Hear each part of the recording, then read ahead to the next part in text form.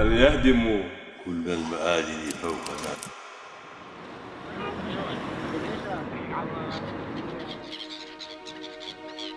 نحن المآذن أسمع التهليل. عرفت بمدينة المساجد والطابع الديني المختلف. قضاء الفلوجة. Densely populated area north and west of Baghdad, inhabited by mostly Sunni Muslim. الكرم والضيافة. المحتاج يجي ياخذ، المستطرق يجي ياخذ. حطب للفلوجة بالطلاق اللي تقدم. يمكن انت افتريت بالمدينة ولاحظت المدينة ما بيها فندق، احنا خطارنا ليجي بيوتنا هي الفنادق له. وثقافة محلية معروفة على مستوى المنطقة. ارحب بيك وحياك الله الى مدينة الفلوجة.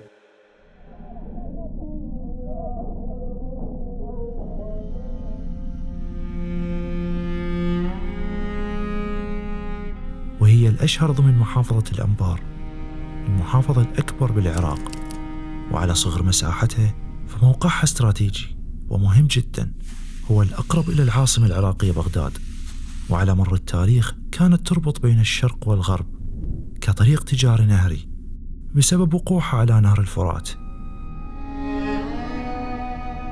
هاي هي الفلوجة اللي وصفت كواحدة من أخطر المدن في العالم، واللي كان يستحيل دخولها قبل سنوات قليلة.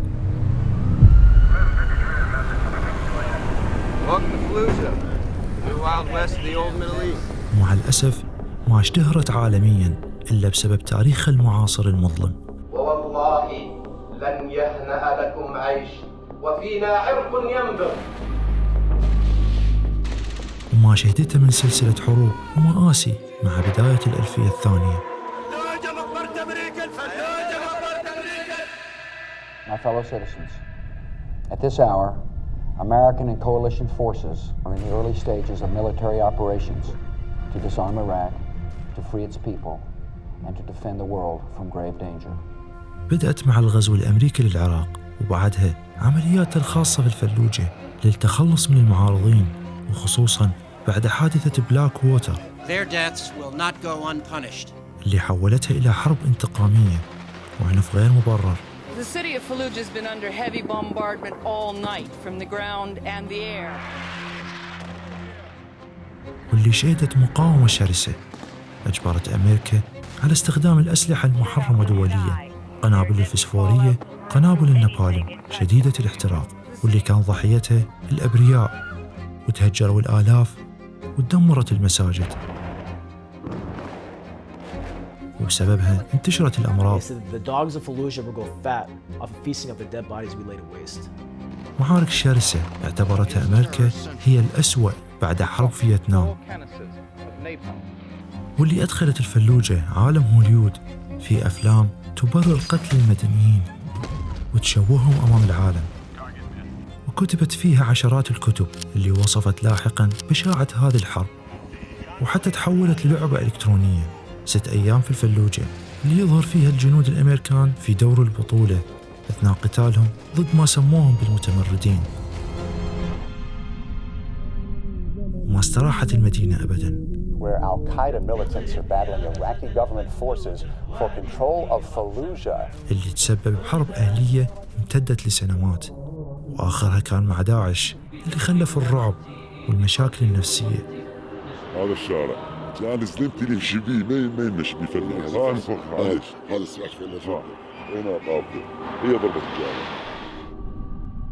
اليوم احنا بالفلوجة، خلونا نشوف شلون صارت بعد الحرب الأخيرة ضد داعش، واللي صعب تصديق انها مرت بحرب بسبب سرعة الإعمار ونظافة المدينة. اليوم راح نستكشف الفلوجة بشكل مختلف تماما، ونبدأ الجولة من أشهر معلم في المدينة، جسر الفلوجة القديم. افتتح الملك فيصل في 30 القرن الماضي، هو أنشئ قبل هذا الجسر اللي شهد عام 2004 اغتيال 4 جنود من منظمة بلاك ووتر الأمنية وتعليق جثثهم عليه، واعتبر من الأشياء اللي أثارت حفيظة واستفزاز الأمريكان اللي بدأ عملياتهم في الفلوجة. ونفس الجسر كانت تستعرض وتمر من خلاله إرهابيي داعش.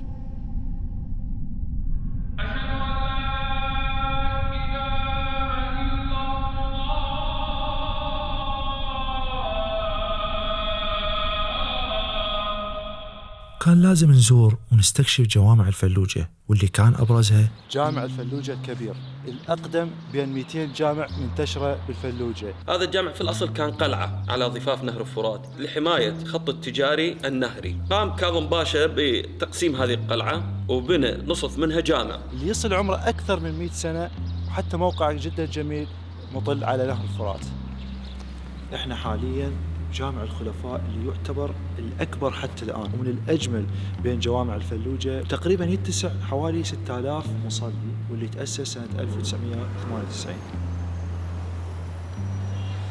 يا جماعة، أثناء تجولنا بمدينة الفلوجة عرفنا بالصدفة أكو مسابقة حفظ 100 حديث. العجيب هو الأعداد اللي شاركت بهاي المسابقة، واللي تجاوزت 4000 مشترك من الطرفين، نساء ورجال. هاي المسابقة سووها بالعطلة الربيعية حتى يجذبون الأطفال، والجوائز المرتبطة بهاي المسابقة جدا قيمة. وهيك نوع من المسابقات الدينية مو شيء جديد على مدينة الفلوجة، اللي هذا يمثل طابعها الثقافي والديني. دخلنا على أحد أحياء الفلوجة ولفت انتباهي بنمط خليجي. احنا حاليا بسوق الفلوجة العصري. هذا السوق الجميل جدا وتصميمه مأخوذ من الثقافة الخليجية، ويحتوي بداخله على مجموعة من المحلات التجارية اللي تشبه البازار. بالرغم من طابع المدينة الإسلامي، لكن كانت على مر التاريخ متعددة الأديان، وهذا اللي فاجأني لما بالصدفة اكتشفت بيت يهودي يصور لأول مرة. هذا تقريبا آخر بيت بقى بالفلوجة، يعني بيوت التراث مال اليهود، يمكن أول كاميرا تصويره. هذا انهجر تقريبا نهاية التسعينات. هاي كان ساكنين يهود، سكنه واحد اسمه خالد الشاه. بس الفلوجة ما بيها بس هذا تقريبا بتبقي، يعني هسه شوفوا تقريبا 200.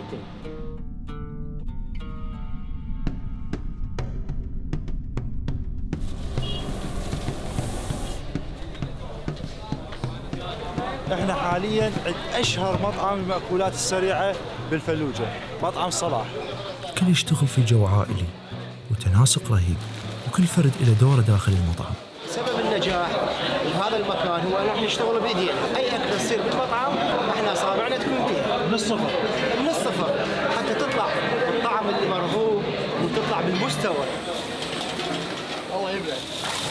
نزلنا كل المنيو الموجود بالمطعم. طبعا المطعم بدأ بيع الفلافل، مع الوقت توسع لانه يبيع الشاورما، القاص والهمبرجر، حتى البسبوسه. الاكثر شيء لفت انتباهي ان المطعم حتى لو انت ما عندك فلوس تقدر تاكل بالمجان مقبلات. وهذا طبعا جزء يمثل وتأصل بثقافه المنطقه والمدينه.